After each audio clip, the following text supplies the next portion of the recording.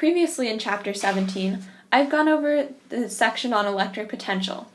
Now we're moving on to Section 17.2, which is capacitance. A capacitor describes a device that's used to store electrical potential energy. So in other words, an energized capacitor will be able to transfer its charge when needed to another material. Most capacitors that we're familiar with are parallel plate capacitors, which are two parallel metal plates separated by a small distance. And the charge in these capacitors is the magnitude of the charge on each plate. So I've drawn two different capacitors here. The first is uncharged. This means, as you can see, that the charge on one plate would be equally positive and negative, effectively balancing out to zero. In the second situation, the capacitor is charged. You can see that this side, over here on the left, is more negatively charged, while the side on the right is positively charged. Our discussion of capacitors will naturally lead to the topic of capacitance, which describes the ability of a conductor to store energy in the form of electrically separated charges. So essentially, the charges I showed on the separated plates in the last slide.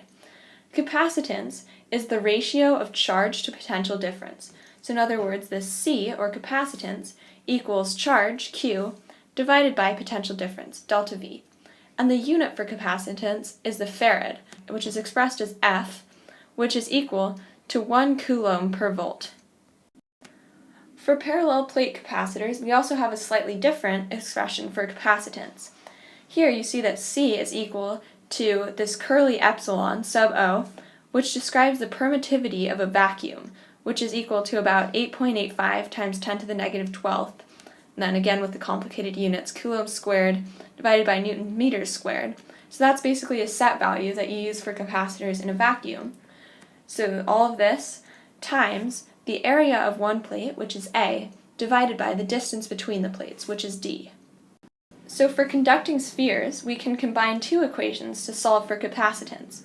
So we know that this delta V, or potential difference, is equal to Coulomb's constant times Q over R. I went over that in the last section. Then we know that the capacitance of a sphere is equal to Q divided by delta V. So if I plug in this equation for delta V, I get that C, or capacitance, is equal to Q divided by the entire quantity, Coulomb's constant, times Q over R. The two Q's will cancel, and the R will move up to the top because it's being divided twice. And we end up with C is equal to R over Coulomb's constant. That's for a conducting sphere. To look a little bit more closely at how a capacitor is set up, you see that we have these parallel metal plates on either side, and they're separated by dielectric material, or essentially a material that insulates. This can be air or rubber or essentially any material that won't conduct electricity. Capacitors, once they're charged, can also be discharged by connecting them with a material that conducts electricity. So that's a little more on how a capacitor actually works. Finally, it's important to keep in mind the equation for electric potential energy in charged capacitors. So we have this equation where potential energy, or PE electric, is equal to 1/2 Q delta V. Essentially, the potential energy in a charged capacitor will be 1/2 times the charge on a plate times the final potential difference. So this will allow us to do some more calculations with capacitors.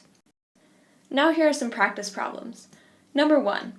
A 4 times 10 to the negative 6 farad capacitor is connected to a 12-volt battery. What is the charge on each plate of the capacitor? So here we'll use our equation for capacitance, where C is equal to Q divided by delta V, or charge on a plate divided by potential difference. We know that the capacitance in farads is 4 times 10 to the negative 6th.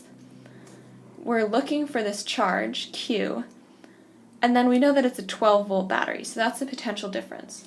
By multiplying this 12 to the other side, we isolate Q and get that the charge on each plate is about 4.8 times 10 to the negative 5th coulombs. Number 2. A capacitor has a capacitance of 2 times 10 to the negative 12 farads. What potential difference would be required to store 18 times 10 to the negative 12 coulombs? So that's going to be the charge.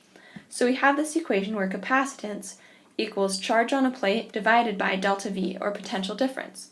We know that the capacitance is 2 times 10 to the negative 12th. We know that the charge on a plate is 18 times 10 to the negative 12th coulombs, because that's how much it's trying to store. And then finally, we're solving for delta V, which is the potential difference. So if I multiply the delta V over to the left side, I'll write this out again, and then I divide both sides by 2 times 10 to the negative 12th to isolate delta V, I get that the potential difference would have to equal 9 volts. Number 3. A parallel plate capacitor has an area of 2 centimeters squared, and the plates are separated by 2 millimeters. What is its capacitance?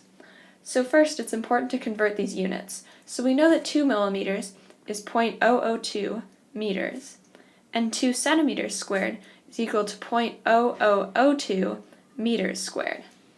Those numbers will come in handy when we're solving this problem. So this time, we'll use the equation where capacitance equals epsilon sub O, or the permittivity of a vacuum, times area divided by distance. So we're solving for capacitance. We know this known value, 8.85 times 10 to the negative 12th for permittivity.